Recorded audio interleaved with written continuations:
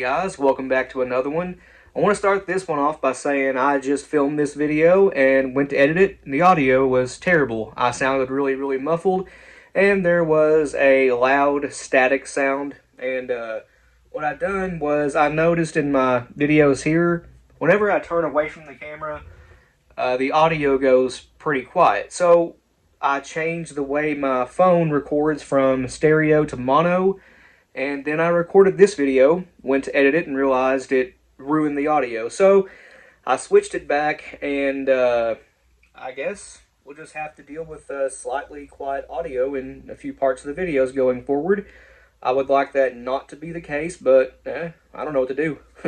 I tried putting on a mic here, and if I use the mics inside the house, it doesn't make very good audio, so we only use those for range videos. And, well, I guess it don't really matter. Let's get on with this, shall we? We are doing a 575 round ball in 20 gauge. Now, one of you guys recently, about 2 or 3 weeks ago, asked if we ever messed with the 575 cal round ball in 20 gauge, and no, we haven't. But one of you guys, I believe it was John, about a year ago, sent us some different slugs and things, including these 575 round balls. Well, I forgot that I had them until someone asked about 2 or 3 weeks ago if we ever messed with them. So here we are now. Take 2. Going over components. This one is very simple. We are using a Shadat brand new prime 20 gauge hull. Just a CX2000. Yes, this is 20 gauge, and yes, it is a clear hull. The wad we're using is the Commander 20 gauge wad. You could also use, let me grab one out of here real quick, the Claybuster 20 gauge 7/8 ounce wad for tapered hulls, and just flare the gas seal out. That'll work too, but the data has to be a little bit different. As you can see, this wad is a lot shorter, and yeah, it's nicked right there. That don't matter. But this wad is quite a bit taller, and the shot cup on the Commander here is actually, it sits lower, so you gotta switch out components a little bit and build up stack height in different ways. And I do want to mention I did try to put one of these with both wads in a tapered hull. This is a gun club. The 575 round ball is too big to, well, it fits here. It'll go in a Shadat hull just fine with filler. Either way you do it, the ball is too big to go inside a tapered hull. The plastic's too thick on them, it'll bulge it out. I tried putting one of these in a STS hull with the Claybuster wad right here, and it bulged it out so much I had to cut the hull up just to get it back out. So if you guys know of a way to use the 575s in tapered hulls, let me know. Maybe if you have a 20 gauge turkey choke, you can just drop the ball in there without a shot cup, and that might work. I don't know, ain't tried it. If you guys have, let me know. But after the wad, and this is getting long-winded, ain't it? I have a 3/8 inch 32 gauge fiber cushion wad. As you can see, it fits just fine. I was trying not to sneeze there. But I did try 28 gauge waxed hard cards. They're too big to go down in here with a good fit. They are they push the shot cup out, the pedals, just a little bit. 32 gauge fits just fine. I did try a 28 gauge nitro card. I think it's sitting right here. Yep. Piece of it anyway. And those fit this wad pretty good, actually like a glove. So if you have 28 gauge nitro cards and you want to use those, by all means use those. But I just want to try out the 32 gauge fiber cushion wad because that seems to be a pretty good fit for these. I want to see if the ball will blow through the bottom of the wad. We have had that happen numerous times using even a nitro card. And I think maybe just a little bit softer filler will help with that. And maybe the nitro card is too hard and it and the ball together is just blowing out the bottom of the shot cups. So we'll see if going with a softer filler will help that. But we are using this stuff right here today, which is, again, my favorite. And number of the day today is 24. We already have the dust in here. So all you have to do here, sorry guys, I meant to include this too. This is a 20 gauge. Actually, that's a half of one. I need to get another one out. I thought that was a whole one.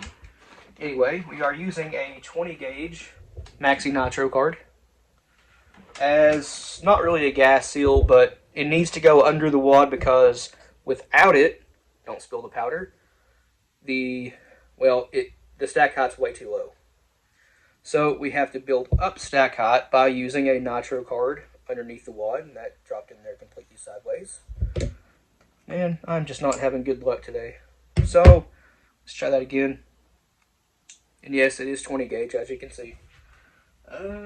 We use the primary seating punch to get that seated.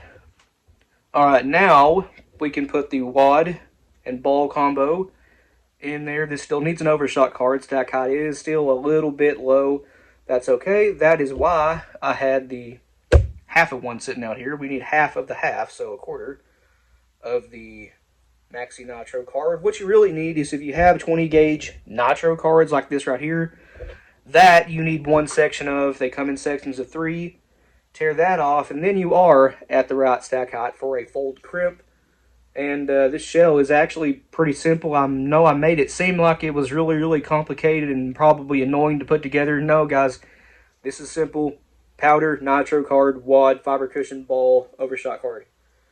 It's actually really easy.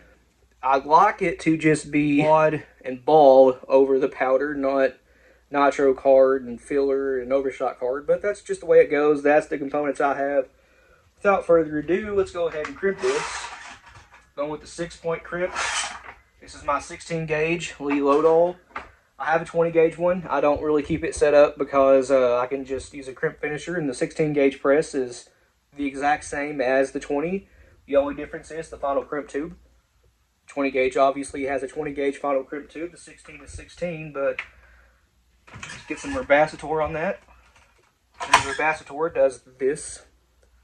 I know I show this every video. Probably getting old by now, but still.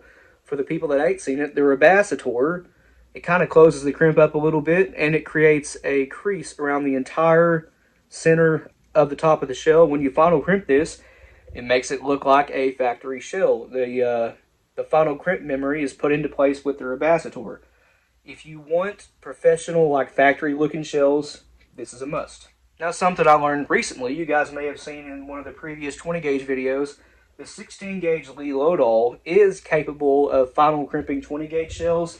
It just leaves the top a little bit mushroomed out. So we'll go ahead and do that, and then I'll hit it with the Got BN2 crimp finisher. But as it sits right now, that's pretty well closed up, and that is a beautiful crimp. No pinhole, nothing like that. But again, it's kind of hard to see. Clear hole, not very good for front-facing iPhone cameras, but it is mushroomed out. Hit that with a BN2, and this one's ready to go. Sadly, we can't do a range video on these right now because this is the only 20 gauge Commander wad I have. If you guys have been looking up here in the past year, I've had this Commander wad with a Lyman 20 gauge Sabo slug sitting in it. I'll have to order some more of these wads, and then we will do a range video on these. And we're also working on getting a rifled 20 gauge, probably a Savage 220 is what Josh is wanting, but we'll get one of those, and we'll test these out of a rifled barrel and a smoothbore, and I'm kind of excited for it. We've never done round balls in 20 gauge. Should be a lot of fun. So I just hit that with a BN2. As you can see, maybe we have a beautiful taper on here, and the shell is completely even. That is a success right there. Great looking shell. I love these clear holes, especially the 20 gauge ones, because you just never see 20 gauge in anything but yellow. I'll show these again just because I have them sitting here. This is a red 20 gauge shell. This was a Lightfield Hybrid Magnum slug, 3-inch. These are pretty cool. Red's my favorite color. To you guys who have shot the 575 round ball in 20 gauge, let us know down in the comments how it went for you, not how it goes for you.